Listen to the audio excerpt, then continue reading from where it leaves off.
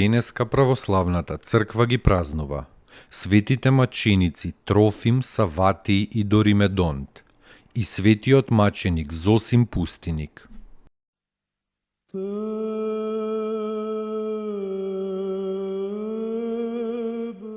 Светите маченици Трофим, Саватий и Доримедонт во времето на царот Проф во 3 век, кога со Антиохија начаствувал некој си Атик, дошле во Антиохија двајца христијани, Трофим и Саватий, обајцата угледни и чесни граѓани. Но токму во тоа време се погодило нечистото празнување и жртвопринесување на Аполон во Дафна крај Антиохија. Атик посебно се трудел сите граѓани да земат учество во тоа празнување.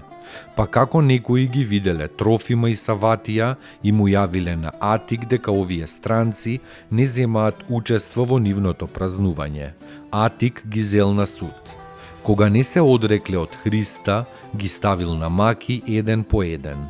Откако го избил и го намачил Трофима, го испратил во Фригија кај некој Диониси, уште полут мачител на христијаните, а тој го извел од темницата и почнал да го суди. Кога мачителот го прашал Саватија кој е и каков чин има, тој одговорил: чинот и достоинството мое, и татковината, и славата, и богатството е Христос, Синот Божји, постојано живиот, под чија промисла стои вселената и се управува. Затоа го тепале и го тргале, го стружеле со железо се додека коските под месото не му се покажале. Во тие маки и завршил.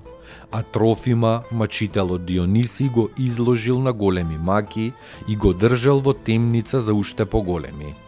Тогаш во темницата на Трофима дошол и му служел некој сенатор Доримедонт, таен христијанин. Кога ова го дознал мачителот, станал да ги мачи двајцата подеднакво, па најпосле ги фрлил пред зверови. Зверовите не ги допреле. Светиот Доримедонт особено ја дразнел мечката, влечејќи ја за уши за да го растргне, но мечката и покрај сето тоа се умилкувала. Мачителот на крајот наредил да ги исекле со меч светите Трофим и Доримедонт. Душите на овие свети маченици сега царуваат на небесата.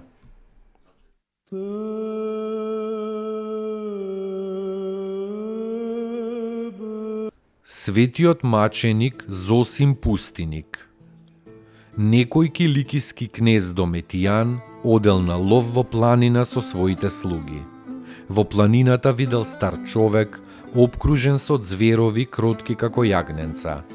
Прашан кој и што е, старецот одговорил дека му е името Зосим, дека е христијанин и дека одамна живее со зверовите, кои се подобри од мачителите на христијаните во градот. Тоа го навредило Дометијана, кој самиот бил лут мачител на христијаните, па го оковал Зосима и го испратил пред себе во Назарет, каде што сакал особено да го мачи, за таму да ги заплаши оние кои веруваат во Христа. И кога целиот го изранувал и искрварил од ударите, му врзал камен за вратот, па го подигнал на едно дрво. Кнезот му се подсмевал велејки: заповедај да дојде еден звер, па и ние сите да поверуваме. Светиот маченик се помолил на Бога и на вистина се појавил огромен лав кој му пришол на Зосима и ја поттурил својата глава под каменот за да му олесни на маченикот. Во голем страв кнезот го ослободил Зосима, но овој набрзо потоа го предал својот дух во рацете на својот Господ.